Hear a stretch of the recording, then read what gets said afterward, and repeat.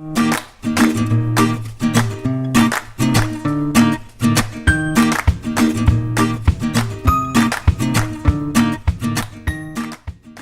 to the Second Nature Show. My name is Dom Campbell. I am here with my show co-host Alex Coble-Frakes and Donna Masterson. And I am super excited to be here today because I am excited to introduce Cedric Edison to the show today. He is a mindset and wellness coach, and I've known Cedric for quite some time, for about a year. I met him last April in Arizona at the HCI Live event. And when I first met him, I was like, whoa, this guy's got some energy. And his wife was days away from giving birth to his son. So he's had quite a year this year, and he has quite a story to share. And he's going to share with us about his coaching business as well. So I'm really excited to have him on the show. Cedric, thank you for joining us. Man, thank you guys for having me. Dom, Donna, Alex, man, I feel like I'm amongst old friends. Man, that's crazy you remember that. Some of the small little details we don't think people hold on to. Yeah, she was a couple days away. Yes. From my little man coming. Man, but man, I'm so honored to be in this space with you guys. Thank you guys for allowing me to come into this space and talk to your listeners, viewers. Man, so grateful, so grateful. We're grateful too. That we're happy to have you, Cedric. Absolutely. So I know you shared your story with me, but I'm kind of curious for our viewers and our listeners, what led you into doing this kind of work? Wow. How much time do we have? No. I know. It's a big story, depending on where you want to start. Right. But it's an awesome story. So I have to give accolades to one of the hosts here, to Donna, actually. Me? Really? Yes. Oh. For me, even being able to start telling my story, because I met Donna in Phoenix, Arizona, and her personality, she just asked me to share my story, and I did that night. So I'm grateful for you for even showing up and asking that night. But man, a little bit about it, man, how I ended up here. It's been a 39-year journey. I'm 39, folks. But if I was to kind of look back over it, all of this really started in motion a few years ago. I was 33, and at this point in my life, I was working corporate America, had gotten kicked out of the Marine Corps at this point. And I was working a pretty high level corporate job for a hotel chain, traveling. Life was great. So I thought. And literally, I felt a pain in my side, went to the hospital, and they diagnosed me with having an aneurysm. A year later, I had no growth. They were saying everything was fine. A year after that, I'm at work and I feel this horrific pain again in my side, and I go over a couple days. Long story short, I'm hearing nurses tell me I'm in the middle of having a stroke. And at this point, I'm about 190 pounds, and I'm arguing like, it's no way I'm having a stroke. I drove here. I feel fine. Look at me. I'm mad. Like, I'm a monster at this point. I'm a tank. It's no way. And like, yeah.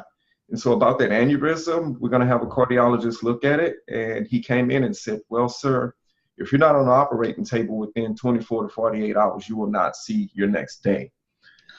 And so reality set in for me. And there was a couple of hours I had before, and it was a crazy time because at this point I'm living in Kansas. I'm away from my family. I'm all alone. And now I got to fly back to Houston, and all of these questions. What have you done with your life? how will people remember you? What have you done? Is this it? And all those answers came back in a negative light in that moment. And I can remember I wanted to start out as a speaker. That was my thing. I was like, oh man, I want to be a speaker. Because after I can remember being in recovery, and I don't know if you guys are spiritual or religious or anything, but there was this gray cloud over this really older gentleman across from me. And like I can hear and see you guys right now. I just heard something, just pray for them. And at this point, I was the typical PK, preacher's kid. I'll be honest, I was drinking, drugging. And at this point, that's what stopped me. It slowed me down. Okay, bam, here, you're in a hospital now. You can't go anywhere. And kept coming over me. And then finally, I submit and I pray for him. And then just the response I had gotten back from the family, I said, I know what it is I kind of want to do. I just know I wanted to help people at that point. And so I was like, oh man, I want to be a speaker. And so I started seeking out Les Browns and Eric Thomases and Zig Ziglar, Wayne, all of them. And I started to realize, oh crap, I don't have a platform. I don't know how to get this done, blah, blah, blah, X, Y, and Z. And I was on the phone with a buddy of mine, and he says he had went to life coaching school. And I was like, yo, that sounds like something I want to, that I've been thinking about doing. That sounds exactly like what it is I want to do. Why didn't I come up with those words? And so I just started researching it, and that's where I found BHC, and they offered life coaching and health coaching. And in the middle of going through the coursework, I realized, man, I don't want another soul to end up on that hospital table because of their health. And if they are in that spot, I don't want another soul on this planet to have to take the route that I went through and be full of regret when you're on your deathbed, because I got to experience that early. And so I want to help as many people as possible not have any regrets and be healthy while you do it. So long answer.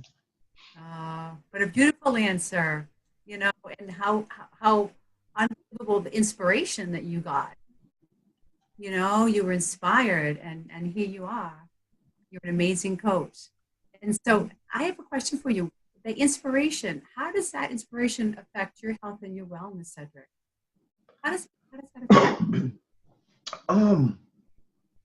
It's real simple for me.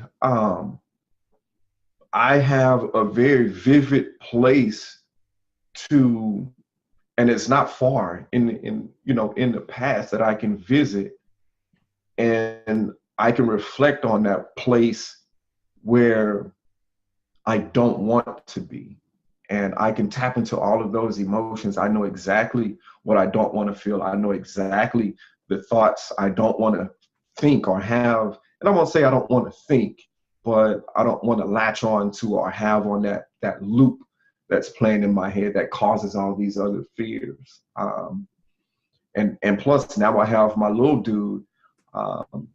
And so it's kind of hard to look him in the face when it's time to take action and say, well, oh, daddy didn't feel like it, or daddy was just busy having fun. That's not what I want him to learn. And on the fitness side and health side, I need to be around as long as I can so I can teach him how to be the best man he could possibly be and help change the world. Mm-hmm. Oh my gosh. Oh, beautiful. Absolutely beautiful, Cedric. Thank you. So if I was somebody interested in your services, how would we work together? How would that happen?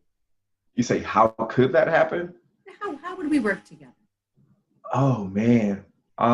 With me, like, this is the calm down version. I'm trying not to. I know y'all like, man, boy, it's one, we gonna get you full of energy. We gonna find out, like, I'm just thought about, man, let's find out what you want. Let's get to the nitty gritty. None of this, oh, I just want to lose weight. No, we're going to get down. Why are you trying to lose that weight? Let's get down to them dark places that's going to motivate us and that's going to push us when we get off this call, when you're not in my presence, when life hits you. So we do that, and it's systematic. We take it step by step, and I'm along with you. And we work on the mindset, just shifting different paradigms, like understanding fear. Fear just slows us down. We get crystal clear and understand that how you do one thing is how you do everything. And so trying to understand how those different paradigms fit into our life. And I hope that's answering your question. I don't know if you're looking. Oh, it absolutely does, And also you had mentioned that you were a PK, a preacher's kid. Yes. So, actually think about it. What a beautiful foundation for you, Cedric. You pulled that out. You pulled that out at a time when it was right, when it was absolutely the right time in your life to pull it. And look at you. You're beautiful. Yeah. Thank the you. Prodigal, like I'm the walking, talking prodigal son, really. Yes, you are. Yes, you are. I absolutely love been brought into your journey just before your son was born, and getting an opportunity to meet you before he was born, and just watching you now after he's born, coming up on his first birthday. And it's really been just a father myself with kids, grade school kids, and knowing what that does, because that's where my shift happened too. After when my kids were born, it was my why radically changed, and so it's been fun actually to watch you and relive that through you this past year. It's been awesome. So thank you. You're welcome. I'm glad I can bring fun to somebody's life. Well, behind you it says, enjoy the journey. Yes. Love that. That's my mantra for this year, actually. Yes. Enjoy the journey. Because that's all it is. It's a journey, and we make it whatever it is. And so for me, enjoy it. I've got a question. So this is a little bit off topic of the journey, but a lot of people would look at you, they're like, you're very fit, you're a very strong guy. Why mindset? Why start with mindset? Because they may just be like, well, Cedric, I want to look like you. I want let's skip the mindset. Let's do that. So why do you claim that space as a mindset coach? How do you see that as important versus be like, I'm going to get you fit coach, right? So I would love for you to talk to that for our audience. Wow. A lot of the stuff really, most of my clients and the people I seek out are like me, honestly. Because I resonate with who I resonate, just like you guys resonate like with the show. And honestly, fitness really, I never really felt healthy per se, because I was coming out of the Marine Corps and I was jacked, and by all standards, just visually looking at me, you would say I was fit. But the reality was I was still eating the ramen noodles, I'm getting over an addiction. I was addicted to sugar, Dr. Pepper Butterfinger all day, every day. And then people would come, hey man, can you work me out? Can you make me look like you? And I'm like, yeah, I can. But once I really started going through the coursework, I realized none of that really even matters. I can tell you exactly how to lose weight step by step. Hey, eat this many calories, blah, blah, blah, blah. But now once you have all of that information, if you haven't changed the habits, which is ultimately the lifestyle, then all of that stuff is null and void, and it's pointless at that point. So I latch on to the mindset, because if you worked out the way I worked out, you would look like I looked. But the reality, when I look back over my life, what caused my aneurysm, to me, nobody, because they ran all the tests and nothing was there. Like Morphison said, like I went through the whole gamut. It's not in my family. And Nothing's there. But when I look back, stress level was here, through the roof, high level sales job, high level this, stress. And I didn't know how to deal with it. So I would just go home, smoke a little bit of pot, drink a little bit, and just push it down because I'm a man and I didn't have anybody to talk to. And so I didn't want that for anybody. So deal with this first, because if you can master your mind, we all hear it. If you master this brain housing group, everything else will follow, and it's gonna change drastically and beautifully. So that's why I chose mindset. I love that, because I was someone who lost weight and thinking that would be like fix the problem, but it didn't fix any of the problem up here, right? A lot of people want that end result, but it's like you said, it's so null and void if you don't, like, wherever you go, there you are. It doesn't matter what your body looks like if you don't love yourself. Yeah. It doesn't matter, right? Like, it's just go, like being fit at the gym, maybe that can help some part, but if you don't like figure out those thoughts and learn to master that, it's not going to be sustainable long term. So I love that that's your focus. So. Yeah, and another weird thing, because I was just kind of sitting here, and I'm getting more comfortable talking about this, especially as a male. But for the longest, I had body image issues. And I started thinking of, and I'm thinking about that more and more, and it's just setting it more in place why I need to continue to do the work.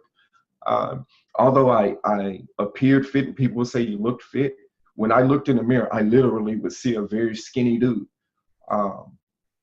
And so especially now more than ever, I look back over that and I look and I'm like, man, I know I'm not the only one. I'm not your average dude. And I like to think, hey, I'm unique. But some of those things that I struggle with, I know for a fact I'm not the only one out there. And those are the people that I'm trying to get to. The dudes that look in the mirror and think I'm skinny, or I'm from the hood, or whatever the case may be. Or, hey, if I lose weight, maybe my wife will just continue. No, that's not the case. Like, let's work on up here so everything else can change. Yeah. Cedric, I totally agree with you. Having grown up a heavyweight kid and then lost, like 80 pounds in my adulthood, I spent years after losing my weight still feeling, I would look in the mirror, but I did not feel like the guy I was seeing in the mirror. In my head, I was still the heavyweight kid that I grew up in, even though, I would look at myself in the mirror and it's like, okay, I wasn't as fat as I was, but I still felt inadequate. I still felt awkward. I still felt, so everything you're talking about, it's totally true. Losing the weight or getting fit it doesn't fix the mind at all. It'll fix a small piece of it, but it really doesn't get after the underlying stuff that's there that kind of keeps taking you back and dragging you down and really preventing you from being happy. Yeah, that programming. Yeah.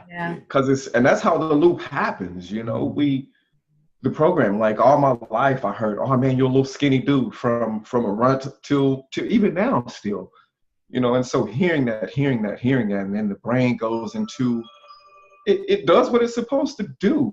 Because it only knows the information that has been presented up to this point. It doesn't know anything new. And so, and we're protective creatures. That's in the Stone Age, they created fire probably. Let's lighten it up and keep the saber-tooths away, right? Let's create this arrow to protect ourselves. That's what we do. Why do you stop before you get ready to jump off the diving board? It's, okay, you understand, hey, this may hurt, I could do this, blah, blah, blah, blah, blah. And until you change that programming, almost like a computer, this little computer, hey, it's only supposed to add 1 + 1, but until you go in and change the program and then teach it multiplication, teach it division, or whatever the case. I like to use that little simple analogy, but yeah, you'll remain there no matter what you do. Mm. I just want to take a moment and honor like all of those parts, everyone, like the sharing, and for all of our listeners, like if this is connecting with you, like those parts that felt misunderstood or vulnerable, and, like we've created some really cool survival mechanisms like you're talking about, right? We've created these tools that help us survive, and we can honor that, and we can say, and now it's time to do something new, right? So I just wanted to like presence that and just honor all of the vulnerability and open hearts that are on this call and who are listening to this call, because sometimes it's hard to just like bear that part of us, right? So just like, we honor that, and we say now we find something new. We honor those intentions, and then we move forward. So I just wanted to say that. So Cedric, in your professional opinion, what is something that our listeners could start doing today? Like your number one takeaway to start up-leveling their health and wellness? Wow, I got to take it down to one, and a general one. Excuse me. And I always go to what's worked for me, because I feel like I was the worst client ever while going through the program. Or I needed not the worst client ever, but I have the most problems. So what I would recommend first doing is getting comfortable with the negative thoughts.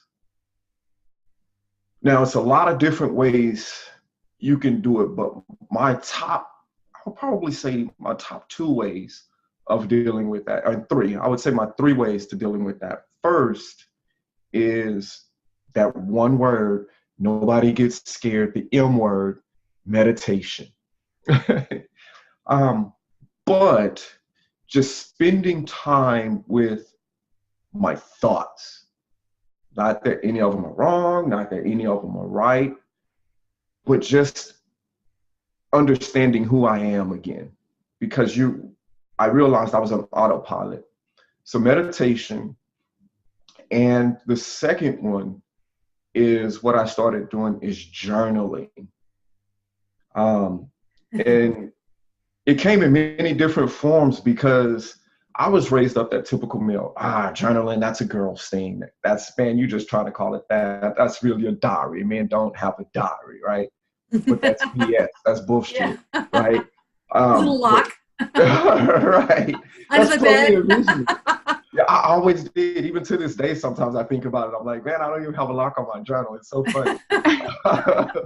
Right? As a guy, if you had to write it and put a lock on it, it doesn't get written. Yeah. That's right. True. And you lose the key. Right. And so journaling, and just for people listening, and it doesn't have to be anything magical, because sometimes I do what we call a brain dump, and it's just words. Bullshit, F this, or happy, sad, or if sometimes I'm angry and I just brain dump it. Like, even murder will get on there, but it's one of the, like, let's be honest. Like, I want to kill it. I want to kill this bastard. I love the ID channel. I love the ID channel. So or if I had to put it in other words, I write down my thoughts and I write down my emotions and I check in with myself. And then 3 is to take action. Because I realize, although I am a Marine and I come from the hood and I feel like I got a lot of stripes, street credit, I realize now more and more how big of a scaredy cat I am. I have a lot. I'm scared of a lot. I really am. Like, I'm scared of judgment. Like, right now I'm wondering, man, am I sweating? Is my beard the right way? Oh my God, I have all of this stuff, right? But here's the thing. What I'm learning more and more every day is take action. Take action, because you'll realize so many things comes out of that. Like, I've been on stage in front of close to 1,000 people leading breaks, like, multiple times, and it's scary every time. The first time I almost threw up. I told Ron, man, I don't want to go on stage. I'm afraid. Dude, what are we gonna do? Get your shit together. Like, we're already here. We can't back out now. We can't fucking disappoint. We gotta go. But here's the thing. That 3 minutes has changed my life forever, because I had no idea how many lives I would impact by doing a simple 3-minute stretch break. Or the night I didn't tell the story to invoke any emotion. I was scared as hell to tell these people how much a liability I thought I was, how much of a piece of shit I thought I was because I got kicked out of the United States elite military branch. But I sat there and I told these people that night around that fire, and not that like I said, I don't want to invoke any emotion, but people crying and telling me how much I meant, how much that story touched them. You will learn so much by facing the fears, because it's like we hear all the time, it's false evidence appearing real.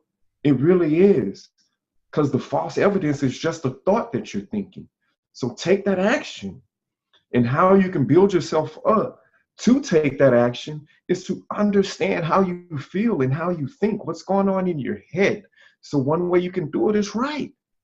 Look down, write your emotions down and go back, and you can see how great of an individual you are, or how effed up of a person you've been, or even with your relationships. You can go back and see it at a snapshot, and then spend time with yourself. Get to, I heard one of you guessed how she put it, Mary O'Malley, I think it was. Find out who that storyteller is. She put it so eloquently. Find out who you are. What bullshit are you telling yourself? What lies are you telling yourself? So get to know the liar so you can make them a truth teller. Perfect. Perfection. I'm sorry, I got a call because I start getting hyped, man, and I don't want to go off on y'all show. No, that's what makes it real. That's what makes it real. Those tips are awesome. Our listeners are going to be able to do so much. And I loved when you said journaling, because I think I may have shown this on the show before. But here, I'm obsessed with journaling. Here are a few of the journals in my rotation that sit on my desk, different ones for different things. And I think that's such a simple tool that people, we run away all the time. And speaking of what Mary O'Malley said, I loved, she was awesome, but it's the obstacle is the way. Your thoughts hold you back. We can't get away from them. We have to go through them, right? Write them down, examine. So I think journaling is life-altering tool. So I love that you brought that up. I'm curious if you had any final thoughts, last words to share with our listeners today. Oh, man. And I'll say it the way I said it in Austin. It was either Austin or Phoenix, one of the places. Take action as big as you dream. And that might sound scary to some people, because you're like, oh my God, your dreams are big. And you're might think, oh, well, that means I have to go and try and become the CEO of my company, or I have to go and pitch the idea to the big man. But that's not really what it's about. It's when your dream is big and you locked into that why, and you understand, how Eric Thomas says, you want it as bad as you want to breathe. And you start to take those little bitty actions every day. Do something towards you every day, because at the end of the day, you are your business. You are your career. You are the relationship. Whatever it's, you are. So work and take an action no matter how afraid you are. And the culmination, when you package all of those little ones into one ball, at the end of it, you're going to have a ball this big, and it's going to be as big as your dreams. So think about your dream. Think about why you don't want to take the action, and then do it anyway. And that is taking action as big as your dream. Yeah. Eating an elephant one bite at a time. One bite at a time. One bite Do at a it time. anyway. Do it anyway. Oh my gosh, it has been just brilliant having you on today. And I kind of have a similar feeling that Dom was explaining. When I saw you at that first live, I was like, I don't know who that guy is, but I have got to get to know him. His energy is infectious, and I want to be at that table. He's awesome. So I'm so so thrilled that we could have you on the show today. It's just been a complete joy and so brilliant. Yeah, So I'm it's been curious. fun. Yeah, we got to do this. We got to hang out more, right? Definitely. Yeah. I love to come back, man. Yeah. Absolutely. So where can our listeners find and follow you at, Cedric? Man, I'm trying to get everywhere. No. But you can find me on Facebook. At Disciples of Change. Or you can on the website www.bodydisciples.com. Instagram, I'm on Instagram as Body Disciples, at Disciples of Change. Email at bodydisciples@gmail. LinkedIn, you can find me on there. Cedric Edison, I don't have the bird one. Man, I'm kind of Twitter. Yeah, Hold on, yeah. Twitter. Yeah, I don't have. Yeah, I don't Twitter. Twitter.